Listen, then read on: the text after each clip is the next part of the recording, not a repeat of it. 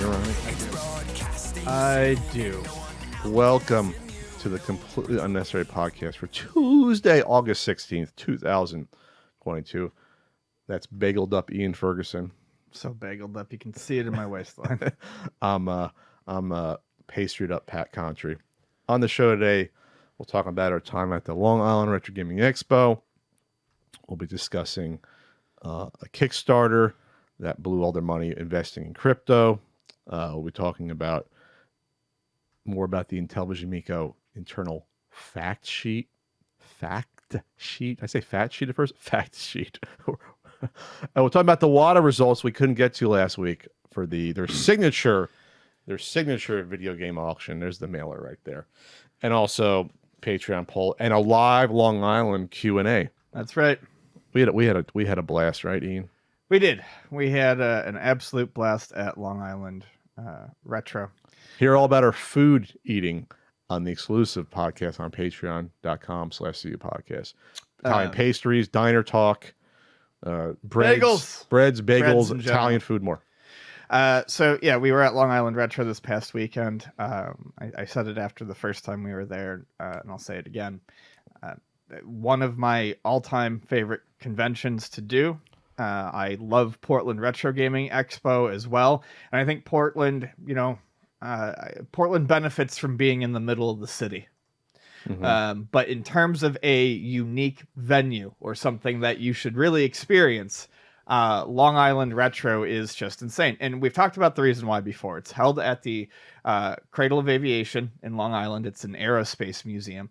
It's a gorgeous aerospace museum. And the convention isn't just off in some like side convention hall they have set up. It's in the museum, basically in the front lobby area is where all the vendors are, the entrance to the museum in that front area. And then all of the side stuff is set up with arcade machines, console setups. The museum. 3 floors of this stuff. The museum. 2 separate arcades. Yep. This one had this year. Yep. It did last time too. It had the machines on the second floor and it had the smaller arcade off to the side. In fact, the layout was very similar. Some of the same games were in the same spots. I was like, there's Dodonpachi. I did not have a chance to go in the arcade, and I looked at it and I still want to walk left into the arcade. I was like, I want to go and look. I did not get a chance, but I did see the incredible museum. Yes, the video game museum, and I'll try to put in some in terms of variety and in terms of some of the more esoteric stuff that you could hear of, like the Sharp compute. The 6800 was there. That had the janky licensed Super Mario game on it. Yep. That I think Norm did videos about some of those. An AMA demo unit, which I never see in person besides when I glance over at mine. The Dreamcast karaoke unit was something I'd never seen in person before. Yep. I mean, just every like weird thing you could think of, I believe they had. The automatic light gun? Yes. You mean the one in the Famicom? The Hyper, the Konami one? Yeah. Yeah, the Hyper Shot or whatever it is. Yeah. They had that. There was just a lot to look at that I honestly wish. This is like, I don't want to be a guest. I would rather walk around and look at some of this stuff. It's one of those things where I wish I could spend like 2 hours playing all that stuff. I hung out with Joe from Limited Run a lot this past weekend, and we were talking on text after the convention, and I said to him, that's exactly what I said. I said, I feel like we need to figure out a way to get a day to just experience that convention. Like, it's so good. And it's because it's amazing. You'll be playing some like, the FM, Towns Marty, and behind you is a freaking lunar module. Yeah. On display. Like a like a real one. Yeah. Like it's just like, what? You know what I mean? Like, they had all the old monochrome computers set up around there. I think the FM Towns was someplace else, but they had all the old, like, weird, like, console monochrome computers in a semicircle around that huge lunar module, and it's just like, it's a stunning setup. Yeah, it kind of blows your mind. You're seeing all this like this I guess analog older tech, and then you're showing off the digital video game tech around it, and the lighting and everything is all perfect because of it. And it's a sight to behold. When you walk through, well, at least the museum, I got a nice tour from one of the staff, but it was only like 20 minutes. I said I wish I had more time. It was before it opened on Saturday morning because we have to man the booths and and talk to people and peddle the wares and things. But no, amazing time. One of the best run conventions, one of the most professionally run conventions that I've attended. They treat all the volunteers and staff very well. They treat the guests very well. The food they supply to everyone, the workers, the staff, the guests, is top notch. It's insane how good it is. And I taught them about that. People that run it, like Joe and Ryan, and like, yeah, we want treat our people well, make sure they're taken care of. And it's like, yeah, and I said, yeah, you want to also, you obviously give back to the people that are helping to run this, but you also want to attract a good talent by rewarding them. Yeah. And like, this isn't just like, oh, we'll just order a pizza or two. Like, this is like really good stuff. And even the little things like, if you're running a convention, providing drinks and water, plentiful, snacks and things like that to your staff and to the guests. That's a big deal. I never wanted for a Diet Coke or water. It was always there. Yes. I mean, they carted around. They carted around coffee. I'm dying on Sunday. And this coffee cart comes up to me and I'm like, you're saving my fucking life here. Yeah. And the guy goes, it's the little things. And it is. It is. It's class. It's classy as fuck. Yeah. To do things like that. Yep. It is. It's awesome. And so thank you for having us. And of course, where we do our panel, and like it's the Omni Theater. Yeah. Awesome. So like we're looking up at everyone at like 80 degrees. We're like looking up at everyone with a big screen behind us, and just a great time. And I wish I'd gone sooner than 19. They invited me out a couple years before that. Each time it was always a conflict with another convention. I even said that, like, I wish I'd make the decision sooner to come out. I wish the city was a little closer. That's really all I can say. But then you lose the venue, and the venue is everything. And the people, you lose. Well, it's our people. Yeah. I mean, it's my, at least I can say it's my people. Like, I love New York, New Jersey people. Me too. They cut through everything. There's no pretension. They talk to you like they know you forever. Like that's how I like communicating.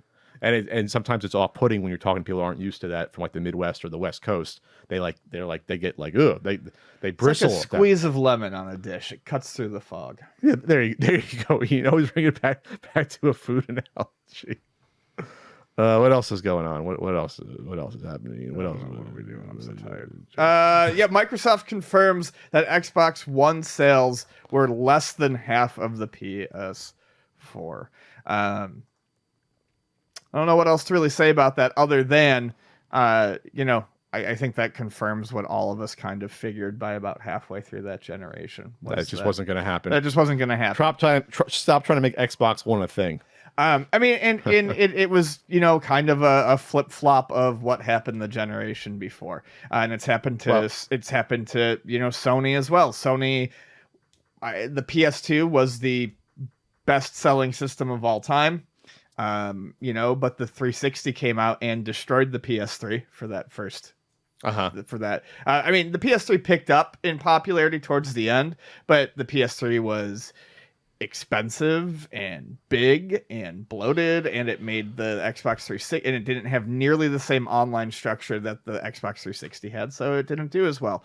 But likewise, Microsoft could not follow up on the success of the 360 and the Xbox One, starting with some really bad PR early on. Yeah, the DRM, some of the worst PR a console could have ever had. Some draconian DRM stuff. They said, oh, but you can share with certain people, but like you can't give your fucking discs to someone else to share. It was so weird and bizarre that they went that route, that they thought that would be accepted. And then you got sound bites from like their heads, like Don Maddox saying, like, someone was like, well, what if people don't have internet? Or what if this was literally like a question asked to him. What if people don't have internet, or they simply don't want to be tracked like this with the DRM? And he was like, well, there is an Xbox for them. It's called the 360. And that moment. One of the worst moments. Remember that was the E3 thing. Yeah. And they had by the end of E3, it was such a disaster that they had to like sort of already take a half step back. They took a half step back by the end of E3, and I think reversed basically all of it within a month. And then also trying to push Kinect as like the next big thing, and people are like, we don't want this. Oh yeah, you have to have a Kinect. They ripped that out of the standard system bundle within, honestly, I think like within 6 months, if not sooner. Yeah, they try to push Xbox One as an entertainment sort of solution when people just want to be a game console. Well, it was weird too because people were already moving towards streaming at that point too, and it was like it integrates with your cable, and it's like who Like, Who what? needs that? Yeah, like, what are we doing? Like, I don't need to like tell it to turn on my DVD player because I don't have one anymore. Right. You know, like what? It was just a huge misfire. And Sony, of course, had their famous, "This is how you share games." Like they were great. They put the video right away in the hands. They handed the guy the game. That's how you share a game on a PS4. Yeah. So they ate their lunch. Yep. From that point forward, and good, because that was ridiculous that got to that point. Anyway, kind of old. I mean, it's an old assumption, but Microsoft hasn't, ever officially released the information, the numbers. So that's official now. And another Microsoft story: they accuse Sony of blocking games from Game Pass. Microsoft is accusing the PlayStation manufacturer of preventing developers from adding games to Xbox subscription service. Yeah, I mean, I'm not surprised that something like that is going on, given that I think Sony found Game Pass, I would say, to be threatening. Is that good practice? No. But I think a lot of the hype around Microsoft Game Pass has also died down. It was really popular at first. They were doing, the big releases on release day. Halo was one of those last year. But with delays and stuff like that this year, there's no like AAA titles that are coming out. Now, I defended Xbox Game Pass a couple months ago pretty vehemently because I do think it's a good. I don't think the lack of AAA games makes it not worth the monthly price. There's tons and tons of good indie games, but public perception of the importance of Game Pass has probably fallen, given the fact that it's not there. There's no AAA titles really this year that are getting no new ones. You mean? It. Gotcha. Right. It says here, platform exclusivity deals are common in the gaming industry, and it's ambiguous whether this refers to a clause that might prevent Microsoft's ability to continue expanding Game Pass has been hampered by Sony's desire to inhibit such growth. Microsoft claimed in an August 9th filing. Sony pays for blocking rights to prevent developers from adding content to Game Pass and other competing subscription services.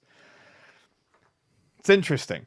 And then it goes on to say platform exclusivity deals are common, but it's ambiguous whether this refers to a clause that this doesn't seem like exclusivity deals. This is you can have it, but you can't have it. It's like a highly specific exclusivity deal, and that seems strange.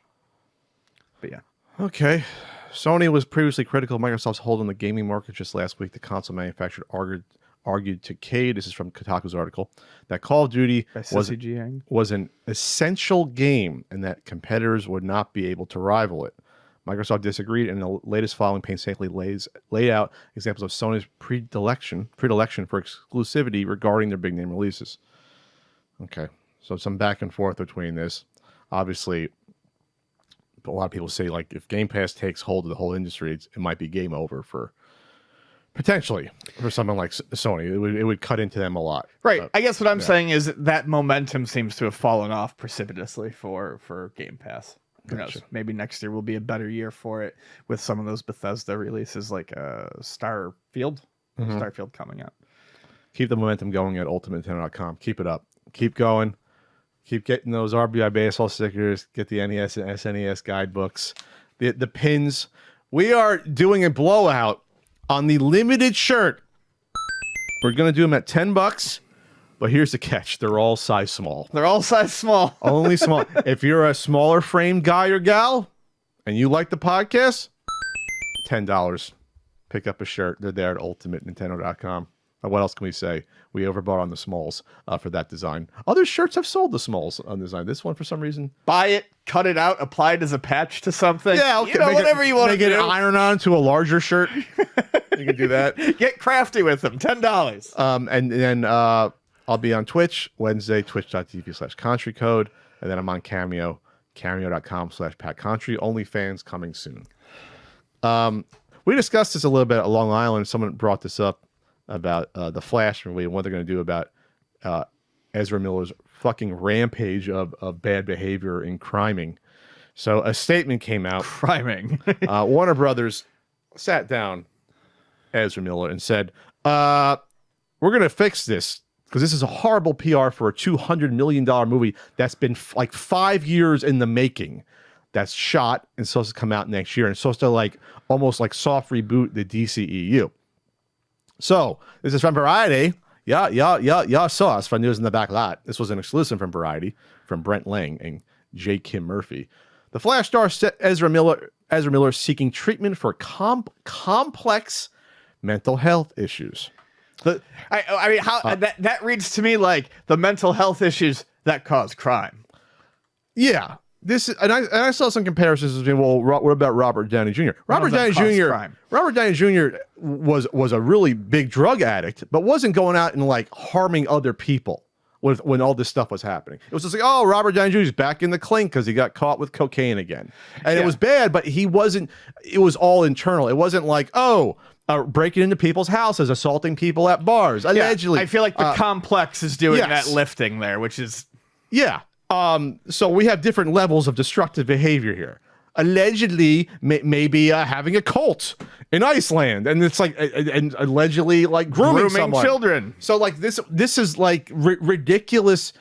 Like, how does this person get like a $200 million picture and start? Like, how do you not know this is happening, Warner Bros? And the news is that they were still filming and doing reshoot stuff while this behavior was going on, and Warner Brothers had to have known. So like they're in a pickle. You can't predict that someone would be this much off their rocker. So this is what happens when, this is a quote from Ezra Miller. Having recently gone through a time of intense crisis, I now understand that I am suffering complex mental health issues and have begun ongoing treatment. Miller says, I want to apologize to everyone that I have alarmed and upset with my past behavior. I am committed to doing the necessary work to get back to a healthy, safe, and productive stage in my life. So he's describing them as complex. I thought that was the media describing them, or Warner Brothers describing them. No, that's the statement from them. Okay, that's fine. Look, this is what I have to say about this. I hope that I hope that they get the help that they need. I hope this works. The timing is just, it's obviously, I feel like Warner Brothers, to truly heal and get help, you need to want to do it. And I feel like this is Warner Brothers forcing the scenario. Yeah, this movie's going to come out. This isn't being canceled. So they got to get ahead of this now. And I don't think that Ezra's going to be doing press when this comes out. You're not going to see them on the red carpet. No. This is just going to be like, we have to at least acknowledge that this stuff's happening. Here's a reminder from Variety's article what they did. Most recently, Miller was charged with felony burglary in Vermont after state police investigated an incident involving several bottles of alcohol being taken from residents while the homeowners were not present. The actor made headlines in 2020 after a recording surfaced in which they appeared to be choking a woman outside of a bar in Iceland. No charges were filed. The actor has been arrested twice in Hawaii this year, once for disorderly conduct and harassment. In the Hawaii incidents, Miller pled no contest to a single count of misdemeanor disorderly conduct and paid a $500 fine and $30 in court costs. The harassment charge was dismissed. So slaps on the wrist here. It's very, very important for me to point out that mental illness does not make you do this shit. And I really don't. What I don't like about this is that there's some bleeding here that makes it sound like they're blaming his shitty, awful behavior on mental health issues, and it's not an excuse. That's always dicey. That's always dicey. I am mentally ill. I know plenty of people who are, and we don't go out and do this shit. Yeah, it's not. There's still consequences to your actions. It's not a get out of jail card. So. Well, he got out of jail. They got out of jail. It is. Well, no, that isn't. He got out of jail because he's they're a celebrity. Yeah. So, yeah. Sorry, I don't follow Ezra. Good old Ezra. I don't know what the hell they did before the Flash thing. I didn't hear of what they did before that, but I don't know what they did either. But there you go. Major superhero films. They've been in like 3 or 4 of these now, even in small parts. Craziness. We usually do 5s and 0s in the podcast. But here's an 8. 8 years ago on the PS4. Was it 3 or 4? 4. It was 4? Yeah. PT. Was the demo called PT, which was to be the we didn't know at the time the Silent Hills teaser. Yeah, it was a Yeah, it was a demo for a Silent Hill game that was being developed under Konami, and that was around the time that Konami really just shit the bed and was like, you know what works for us? Gambling works for us, so we're gonna make gambling. Yeah, we're just gonna do games. pachinko, and the marble game I played at the round one was from Konami. Yeah, which is amazing. Redemption machine. We're gonna do redemption machines. We're gonna do slot machines and stuff like that. Who the hell cares about video games? We'll put out one game every 17 years. Who knows? It was also around the time that things went kind of sour between them and Hideo Kojima. And Yeah, because you had the Metal Gear game coming out, and then there was a falling out before it even was released. Right. And that was the last major Metal Gear game, correct? Yeah. So they did Metal Gear Survive afterwards without his input, and it was just like it was an online game, basically like a survival online game. So it got scrapped, and well, Pat knows, and I have some link to the person apparently who scrapped it. It's really funny how these things work, and Yes. and how these things are even kept secret, because this is such a big thing, like to me, in the history of games, looking back, that you all remember Pearl from Konami out there, Pearl from Konami, and then Bandai Namco. going back, was our representative from Konami, and she hooked up and helped us in our early NES marathons, particularly by providing free game codes that we could give out during the marathon, which really was great because it added a bit of legitimacy, I think, to the marathon, to be like, Konami is sponsoring this. Konami is, while they're still doing games. So going back to like E3 2010 and 11, I would interview Pearl's my favorite part. She would also go to Comic-Con. She's one of the best humans I know.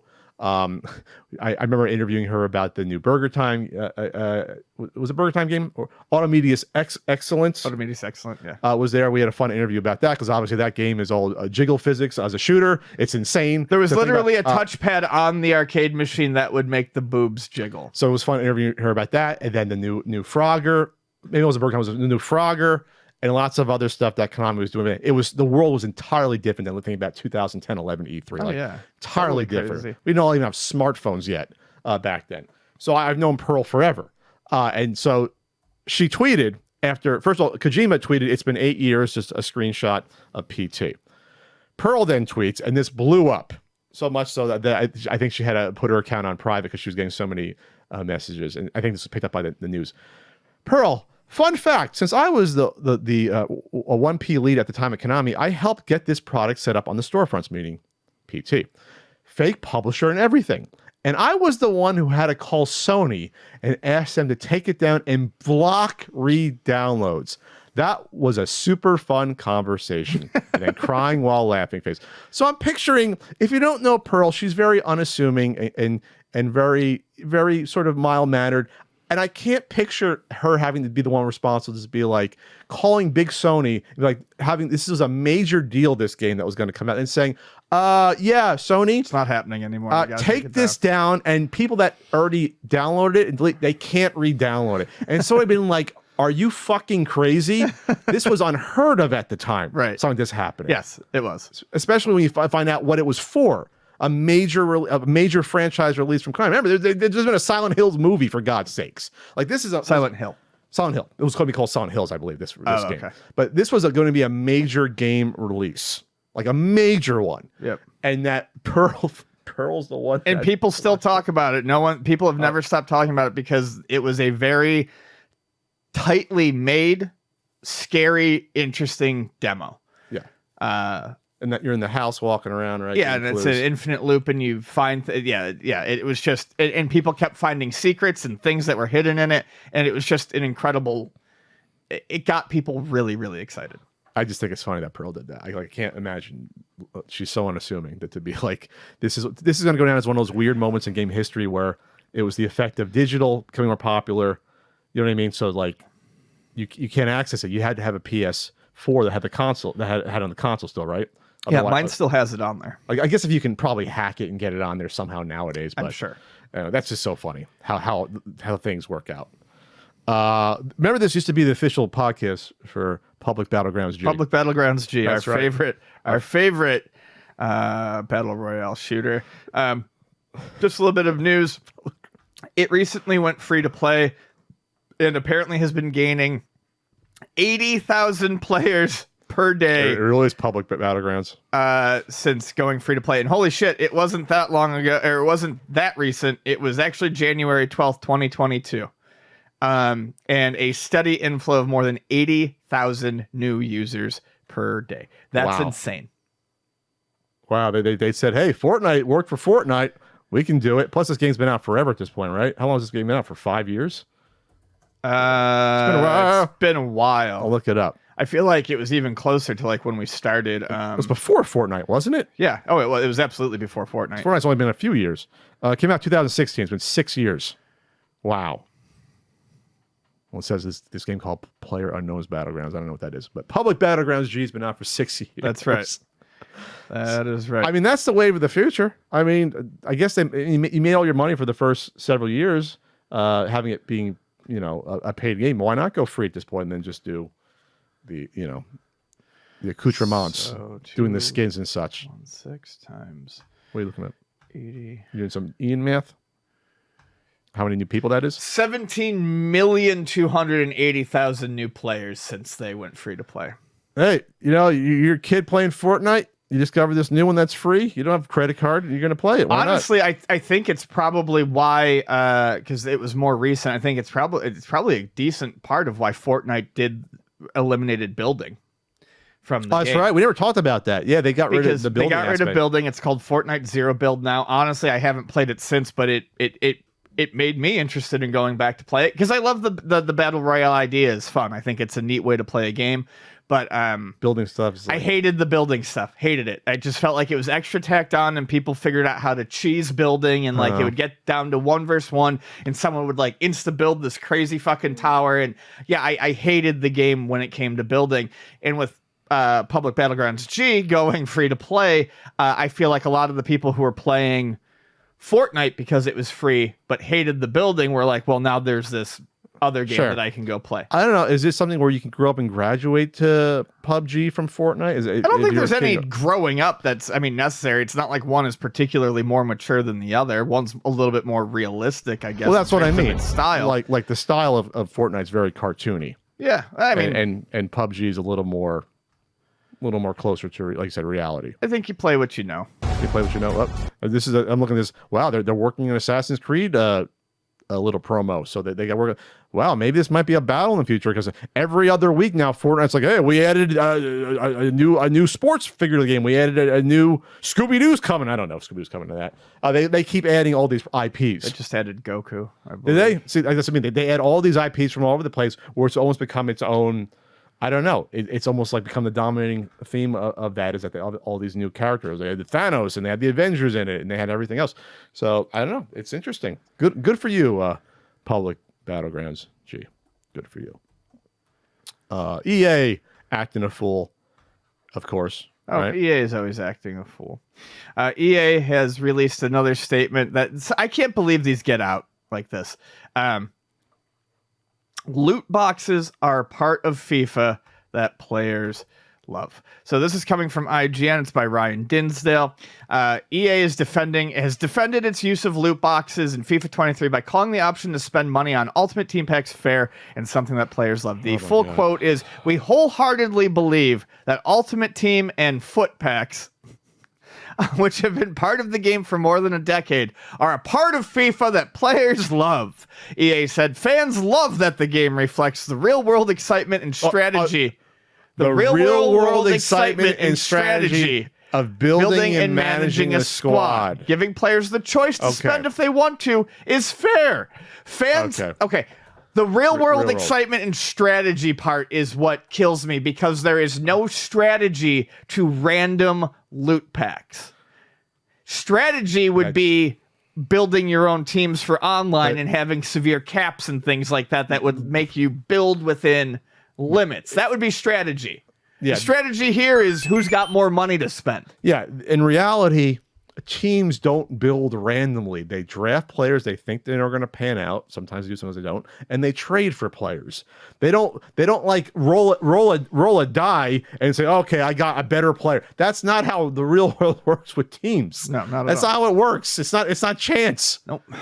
That's not. You're not emulating anything. No, you're not at all. It's insane. So it's worth saying. It's worth. They said this. It's worth saying. They said this. It's worth saying that spending is entirely optional in our game. We do not encourage spending over earning rewards. But gameplay. You do, as it points out again, and I think we talked about this before, that it came out in internal documents. Yeah. Loot boxes, okay, leaked documents from October last year, we did cover these, revealed that the publisher seeks to funnel players towards Ultimate Team. Okay. Of course they do. So, they're saying that 9 out of 10 football packs opened in FIFA 22 were earned, whatever. They don't encourage spending over. Yes, you do. You make the requirements to get free stuff astronomical after a while. That grinding out the packs is just not time efficient. Sure. Of course they're funneling people towards it. And with the number of players, it doesn't matter if you say it's only 10% because that's still a huge number. Yeah, absolutely. I mean, I guarantee you those 10% are obviously the whales. Right, and they're obviously paying quite a bit. Yeah, because they want to get the best players. They're going to spend until they get the best players and kick your ass out of an online game. And then do it all again next year. Yeah. So I don't understand how that's fun to anyone. I don't either. I think it preys, like we've said before, I think it preys on people who have to get complete sets. It preys on people who are obsessive compulsive. Preys on people with gambling addictions. Netherlands and Belgium have both banned loot boxes. Like I said, Europe's always ahead of us when it comes to stuff. They're deemed to be gambling in those countries. Given that a player can spend pennies and receive a top-rated player, or hundreds and receive very little of value. There you go. There you go. Well, what are you going to do? EA's going to EA.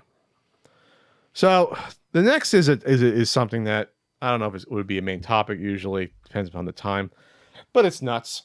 And this has happened more than once, it seems. This comes. It was reported. Our favorite Twitter account, Web3, is going just great. I'm not following that on my new account. I need to change that. What the hell's wrong with you? It's the best account ever. I know it is. It's that and Crypto Bros Taking L's. There's another good one. I don't follow that one though, but that's also a good one. So there was a game that was on Kickstarter. I don't know if we covered this or I'd heard it. It's called Untamed Isles. We might have brought it up at some point. There were a lot of Pokemon adjacent. Yeah, it's like games. An open world Pokemon type of game. You get some animal partners and you run around. It's a Pokemon type of game. That's what it is. That's the market that they were gearing towards. That's the graphic style. And in the video, that you have these little like dragon type of friend with you here. They had a pretty successful Kickstarter. Very successful. 3,000 backers for a total of, in U.S. money, $535,000. Okay, so New Zealand was 840. They're based in New Zealand. High production. It looks like there's there's a demo of a game running. You're running around. It's like it's like cartoony Breath of the Wild looking thing with grass, and you're on an island, and there's animals fighting each other. So you have the trainers. It looks like you can have different parts, like speed or vitality and strengths on the parts of your animal. And if you're into Pokemon, you get to customize your character. This looks pretty cool. It was from Dire Wolf NFT and Gaming. That's your first little red flag right there. That's the name right there. Yeah, going back to the Web3 write-up, it says, although the developers did eventually plan to add optional crypto elements for players who wanted them, it was not primarily a crypto game. Okay.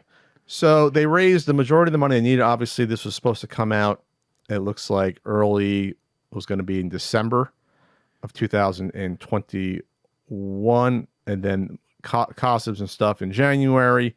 So it looked like this was supposed to be, on their way, right? Here's a problem. They blew all the money they raised on crypto. Here's the exact quote from the update the creators posted. We leaned into the crypto market and expanded rapidly off the back of the positive interest. When the crash came, we ended up heavily exposed with too short of a runway. That's them saying we foolishly blew all your money on a gamble and lost. Yep.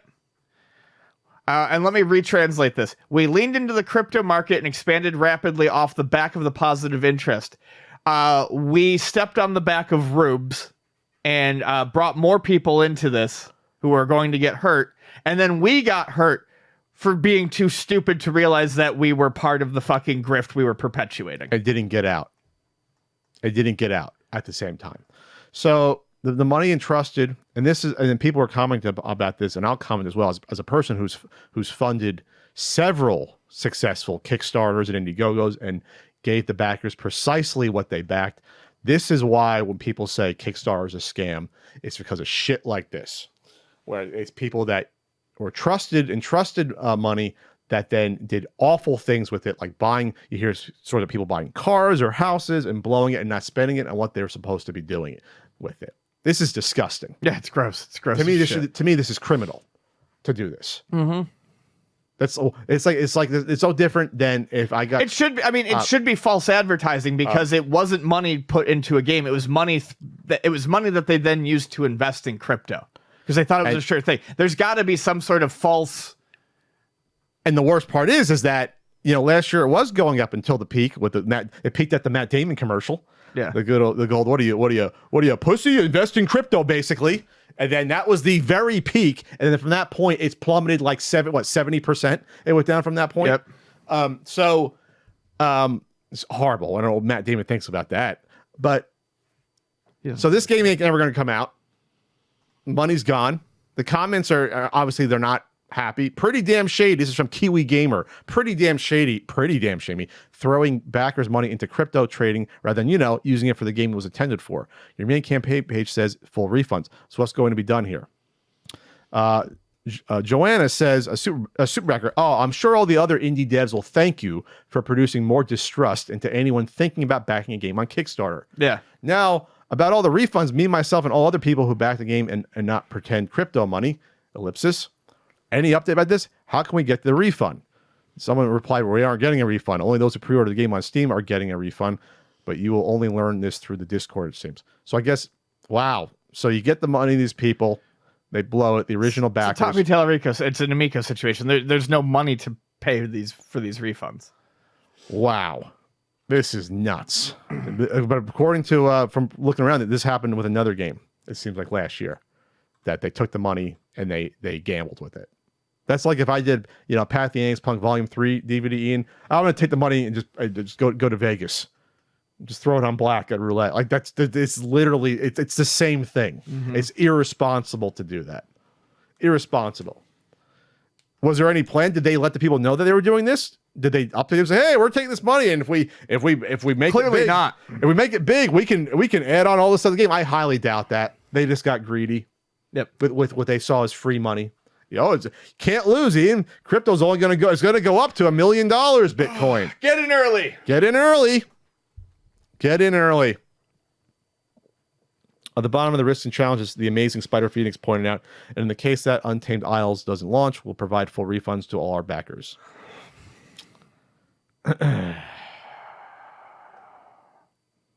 Yeah, just fucking awful.